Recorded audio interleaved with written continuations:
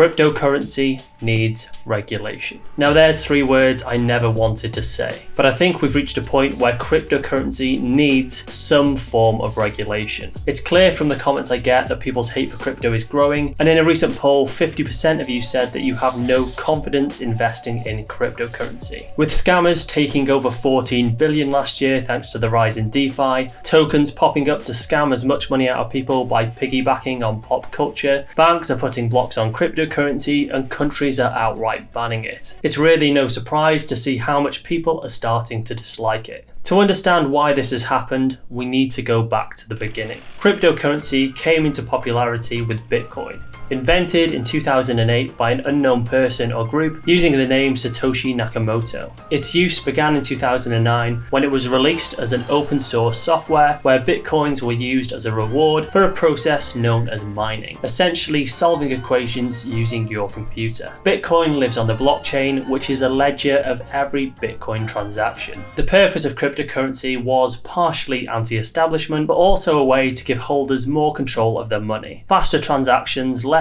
room for error, and to actually own the currency, rather than having what is essentially a government-backed IOU. We had Litecoin aiming to be a better version of Bitcoin in 2011, and Ethereum launched in 2016 by the genius Vitalik Buterin, followed by Cardano and Polkadot, among others, each one aiming to be better than what came before it, with less fees and faster transactions. The goal of these cryptocurrencies is to solve real-world problems, which is actually very exciting. Smart contracts could speed up transactions, which in the real world take months and have to go through endless amounts of paperwork, such as buying a house where you're waiting on people and feel like people are constantly dragging their heels. Cryptocurrencies could also solve currency issues in countries where currency is imbalanced and unfair with no solid infrastructure. It could allow you to instantly borrow money, providing you have the capital to put up as collateral.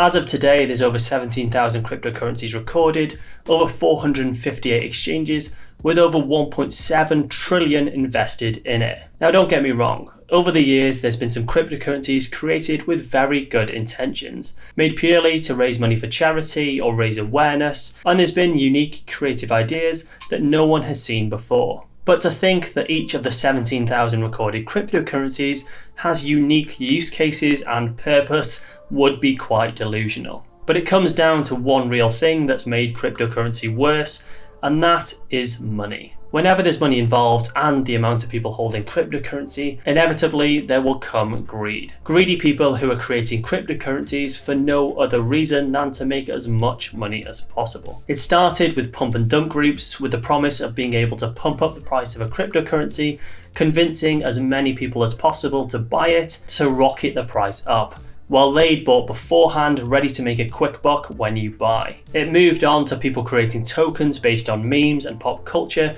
which have just vanished into thin air. It moved on to these financial nodes promising incredible returns just for depositing your money, later to just have issues and vanishing. You then have crypto DAOs, which are intended to convince people to invest in a project promising a high rate of return, which people don't fully understand, causing them to actually end up with minus 50% instead of a promised 5,000% return. The latest trend is people using their influence to create NFTs or buy digital land, essentially taking advantage of their audience to make as much money as possible, as fast as they can. Now I know it's controversial, but I'm a fan of regulation and regulated providers. And it's why I only recommend them despite the hundreds of requests I get to promote the latest exchange that's popped up overnight. For example, one provider I speak to called Tap Global is a regulated cryptocurrency firm in Gibraltar. Now they've got 15 cryptocurrencies and they're launching the first MasterCard in Europe. They have KYC verification and have to own a DLT license, which means the company has to have honesty and integrity as their values, and they have to do due diligence on every cryptocurrency that they add. And speaking to these companies, it's clear to see how much effort and hard work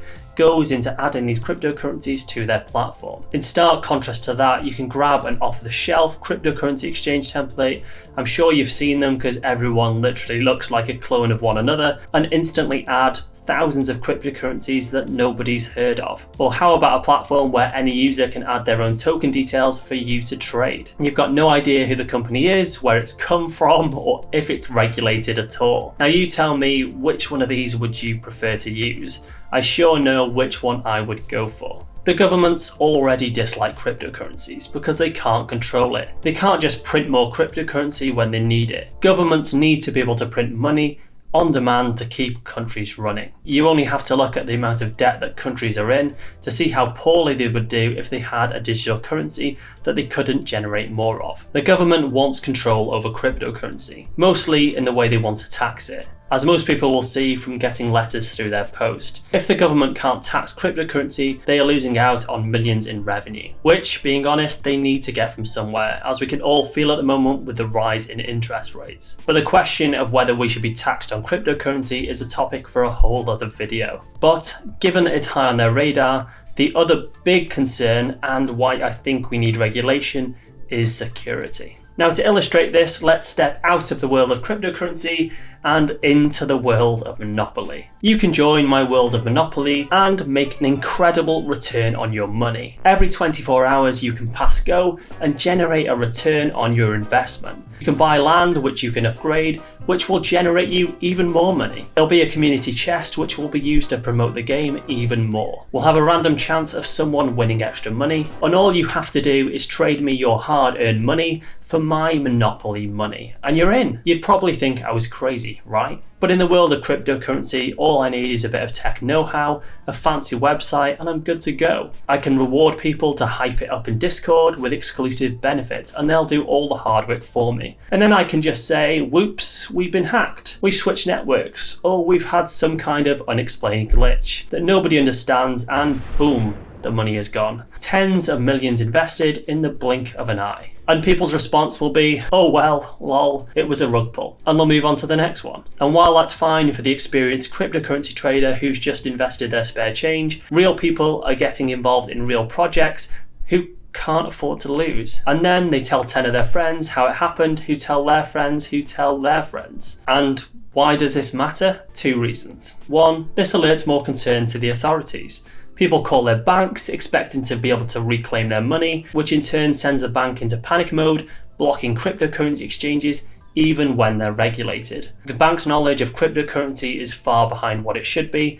They've got no idea who to trust or who to not, so they just enforce a blanket ban. Just try sending money to your crypto account to see how frustrating it is. You're more than likely going to have to sit through an interview about cryptocurrency where they'll ask you what it is, what you're invested in, and where you got the money from. But 2, it puts people off. For crypto to really reach its peak and these numbers that people want, it needs mass adoption. There are very good, viable cryptocurrencies out there, like your Bitcoins and Ethereum, that could be very good in the future, but we need to get more adoption to get to that point. It's not as shiny because it doesn't promise a 10,000% return on your money, but it does have use cases, and that's what everyday people should be investing in. You have to remember your typical crypto buyer sees cryptocurrency as the gold rush, hoping to become the next Dogecoin millionaire, when in actual fact, by the time they've heard about it, they're buying high and they're selling low. They take the loss and they either tell their friends about it and it puts them off, or they just hide it and don't want to admit it, and they'll never invest in cryptocurrency again. It needs regulation that will protect everyday users from being scammed and making sure they really understand the risks. In no world should you be able to create a project with tens of millions invested in it with no credentials and then just vanish into thin air. I know people shiver when they hear the word regulation, but regulation doesn't have to mean control. It can mean protection, more adoption, and confidence in what could be the most fascinating technology of our generation. Let me know what your stance is down below in the comments. I hate to see people being scammed and these crypto projects just dragging crypto's name through the mud. So just remember, take care when investing in cryptocurrency. I'll likely do some more guides which will cover the basics in a really safe and controlled format. Away with the hype and in with good solid investments. So thanks for watching and do stay safe.